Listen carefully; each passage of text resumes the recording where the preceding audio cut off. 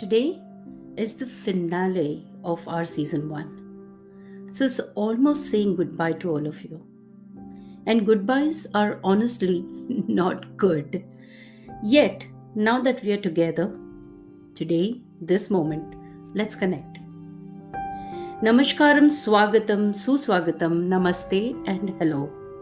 You're listening to Millie, your spiritual mantra narrator. This whole idea of a simplicity in spirituality developed with interpersonal relationships with my clients and their difficulty in understanding the coincidences, the messages, and the connections. Throughout the series, I have used terminologies like spirituality, chakra balancing, altars, mudras, pagans, elements, energy, Fibonacci sequence, sacred geometry, aromatherapy, vortex, dantian, chi, ki or kai, prana, virya, tula, and many more such terms. In order to understand all these terminologies for your daily applications to life, you really don't have to follow a religion of reading theses after theses. Just understanding basic idea and observing those in your life connecting to messages. Having optimistic views and productive visions. Manifestation of those visions. Most importantly, coming to peace with yourself. Achieving certain way of living is a head start on our spiritual path, following which your universe will guide you and help you decode and decipher many messages along the way. So let's say we start with word spirituality. Spirituality is nothing but the art of living, thinking, appearing and deciding. It is a most holistic and beautifully articulated organic being we call soul. It is the awakening of the soul of an individual. No, it's not a religion. Spiritual practices are integrated in many religions, thus, many of us get confused with religion and spiritual. There's nothing like higher or lower levels in spirituality. Some are connected well, some are there, and some are going there. It's like the frequencies of our internet Wi Fi. In certain areas, it's in the highest available form, and as we upgrade, we get the best connections. In a similar fashion, when a person begins the spiritual journey of connectedness, they upgrade by means of many spiritual tools. And I will cover most of it by the time we are saying our final goodbyes today. So let's start with the Tula and the vortex. Tula means the balance in Sanskrit, and vortex or the vortices are the places around the world wherein it's considered that the energy level are in the highest level. They are also imaginary spirals of energy centers that are conducive to bring about the balance or stability in a person. So, what is the imaginary vortex or the vortices systems referred to as our subtle bodily form? They're called as the energy centers, the chakra system, the dantian or the hara. The dantian has a specific location around and below the navel, where our five fingers reach when we stand. Hara similarly is the center of our body above the navel, and chi or ki or kai are prana, or prana is the energy current running through our body, providing as the life-giving force. With all this, you will wonder, where does the seventh chakra fit in? The seven chakra system is the subtle vortices system consisting of all the energy centers within itself. Balancing the seventh chakra leads to a higher level of self awareness and a boundless spiritual attunement. This is a promise of a high achiever and a performing visionary.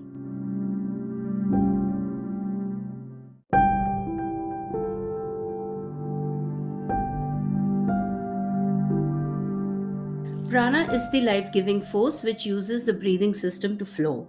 So, by practicing certain prana practices, we can balance our chakras.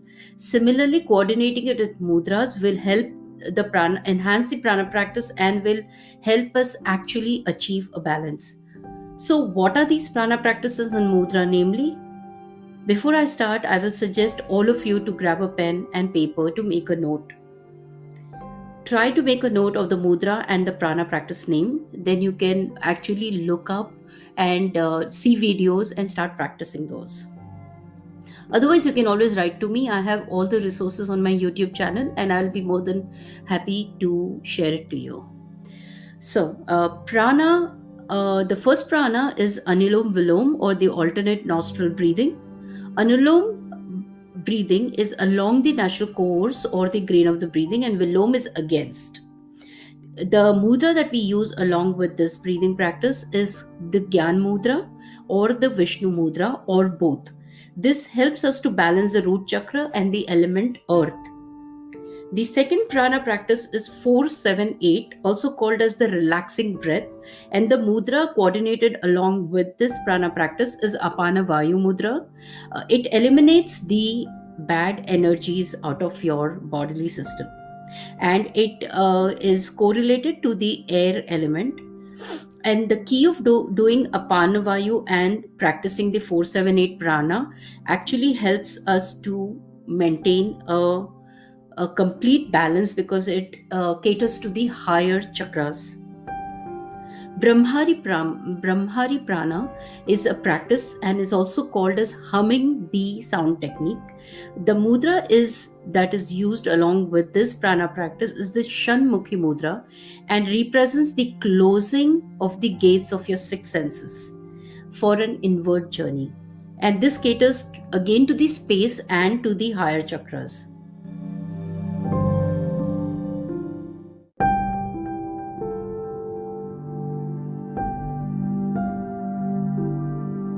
The Basrika also means the bellows, which the blacksmith used to blow the fire.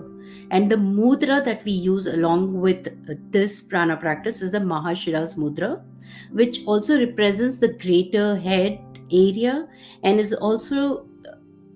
is also significantly helpful and beneficial for taking care of headaches and also perception in the spiritual realms.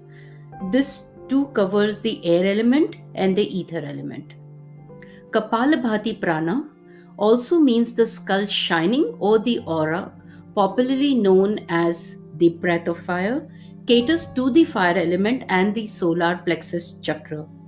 The mudra that is used along with this prana practice is Kubera mudra, which is also known as to please the god of wealth in Hinduism. It is believed by practicing the Kuber mudra, your financial obstructions can be eliminated. So these are the 5 prana practice and mudras that help in balancing the 5 elements in the elemental energy spectrum and balancing the 7 chakras in the chakras balancing spectrum. There are many other ways to practice balancing your energies, but specifically I like this one in particular because it takes little time and little time in a day actually to practice, and you end up balancing and finding tranquility within, which is a two-pronged approach in a smaller span of time. And we all know that everybody has one thing in shortage nowadays, and that's time. So focusing on simplicity again of the spiritual angle, I prefer that my clients and the people who follow me normally should try to do the prana practice along with mudra. This way they will be covering almost 85 to 90% of their spiritual attunement each day. What I haven't told you yet though are the health benefits of these prana practices. So let's begin with that. Sciences has already started to realize the benefits of the ancient practices of yoga that originated from India. And prana practices, also known as the breathing techniques, have proven to have many benefits. For example, let's just take the above 5 practices I spoke of. So Anulom Vilom, and also known as the alternate breathing, and its health benefits: it takes care of stress and anxiety. It also purifies your nadis and chakras. Nadi is the channel through which the energy system is supposed to flow. It's a subtle system, but it is very effective. 478, this is a technique used by the medical first responders to bring the victims of an accident or in some emergency to relax. So this is always recommended for aiding for sleep during in the night time for having a better sound sleep, and it's a sleeping aid. It decreases tiredness and fatigue. It relaxes during panic situation, and it lowers blood pressure. Brahmari is also known for mitigating migraines, helps in sinus issues. It also is used by the anger management group of professionals to control anger. Brahmari is also very, very good for kids to help them concentrate. Kapalabhati is another prana practice name. It stimulates your abdominal organs, so that way it actually increases your metabolism. It improves blood circulation to the head and face, and it calms and uplifts the mind. Bastrika is this energizes the body and the mind again. It's good to eliminate depression and anxiety. It removes toxins and impurities from your lungs. It prevents sleep apnea.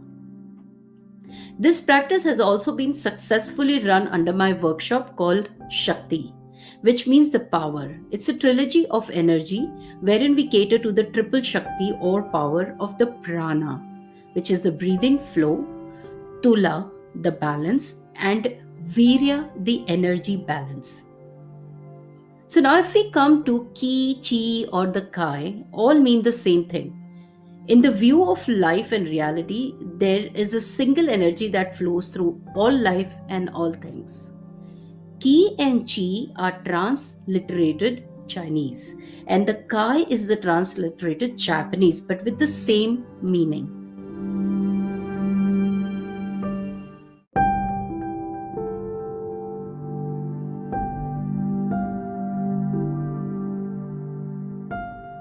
Going back to the Fibonacci sequence, the number 369, and a bit of sacred geometry, before we summarize today and our last episode, let's start with the Fibonacci sequence. Fibonacci sequence is a sequence of numbers 0, 1, 1, 2, 3, 5, 8, 13, 21, 34, 55, 89, and so on and so forth. These are sequence of numbers in which each number is the sum of the previous two. So how is it spiritual? It's math, isn't it? An important characteristic of sequence is the fact that the ratio between any number and the previous one is a series tends towards a well-defined value 1.618. This is also called as the golden ratio, the golden section, or the phi, that frequently occurs in nature, for example, the perfection of the snail.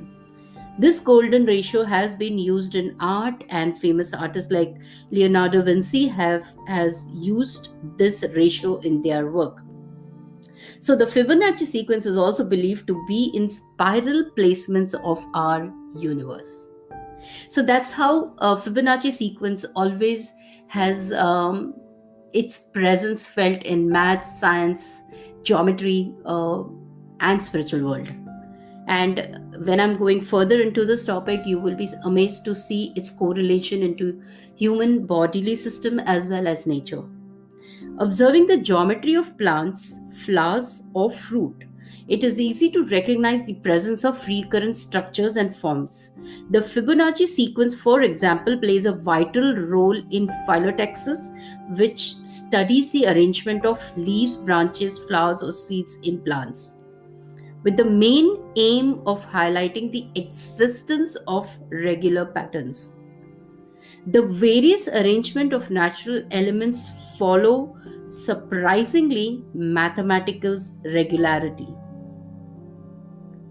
So, D.R.K. Thompson observed that the plant kingdom has a curious preference for particular numbers and for certain spiral geometries, and that these numbers and geometries are closely related.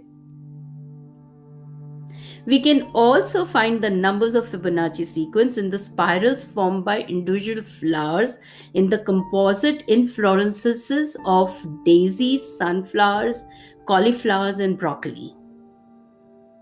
Do you want to know more? Of course, you want to know more. So, the Fibonacci sequence and the golden ratio tend to maximize energy flow. This can be seen in the path the falcons fly when approaching their prey and the way plants grow. It seems the way nature works is by using the golden ratio as the optimal energy flow in time. Now, let's see the human body.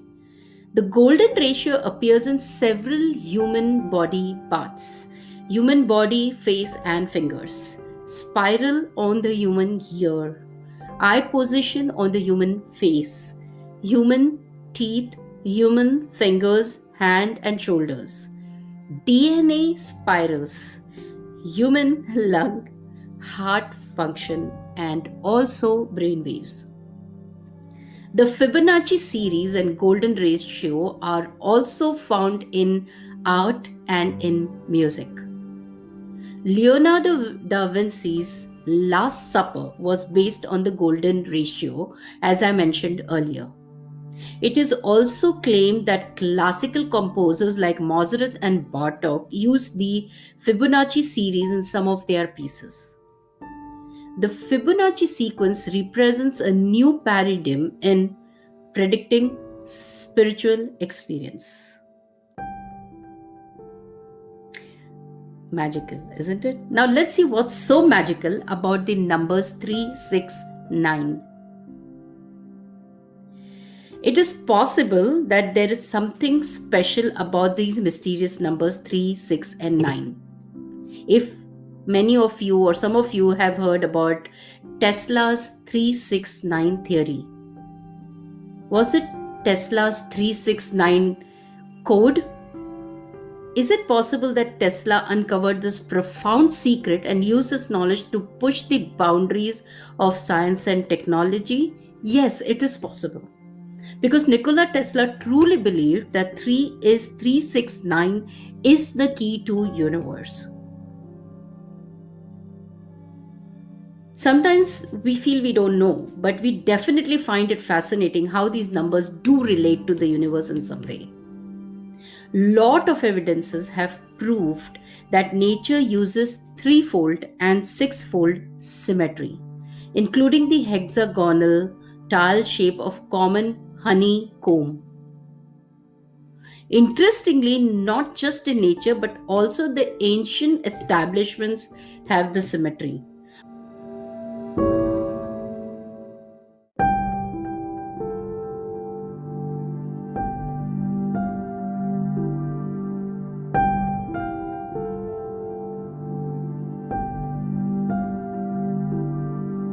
Interestingly, not just in nature but also ancient establishments have this symmetry.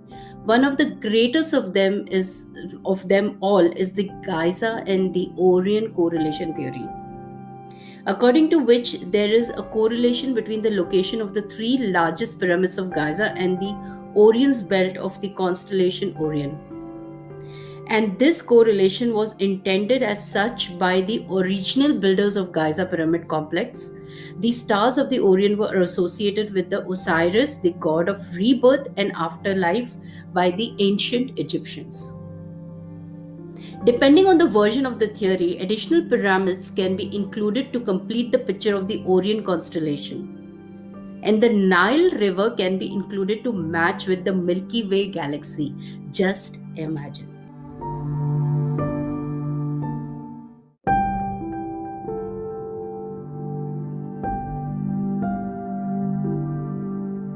The number 369, also known to be the number of angel and mix of energies of numbers 3, 6, and 9. The number 3 symbolizes creativity, optimism, enthusiasm, self expression, intellectual pursuits, communication, growth, expansion. The number 3 also resonates with the vibration of ascended masters and signifies their presence and support in our lives. The number 6 symbolizes home and family, life, empathy, reliability, responsibility, nurturing, caring, providing, and material aspects of life. The number 9 symbolizes humanitarian philanthropy, service to others, and humanity in general. Endings, inner version, inner strength, empathic gifts, psychic gifts, selflessness, the universal spiritual laws, learning, gaining, spiritual knowledge, spirituality, and light working. Lastly, but not the least, you will be amazed to know how sacred geometry also has a relevant connection to the Fibonacci sequence. And most of the geometry use the sequence to be constructed. Many teachings have described sacred geometry as the blueprint of creation and the Genesis, the origin of all form. Sacred geometry is considered an ancient science that explores and explains the energy patterns that create and unify all things and reveals the precise way that the energy of creation organizes itself. Do you want me to read this again? Yes. So many teachings have described sacred geometry as the blueprint of creation and the Genesis, the origin of all forms. Sacred geometry is considered an ancient science that explores and explains the energy patterns that create and unify all things that include us, and reveals the precise way that the energy of creation organizes itself. So you see, no matter how much ever we say that we belong to a progressive scientific world, you can never deny this one fact, that our DNA too uses the Fibonacci sequence. It's math, it's music, it's nature, it's universe, it's science, it's style, it's spiritual, it's Shrishti, your universal portal. The key is to connect to yourself. Begin the journey and we will meet midway. Somewhere, someplace, sometime. Await for a season 2. Till then, Das Vidanya, adios, goodbye, and namaste. And we'll miss you.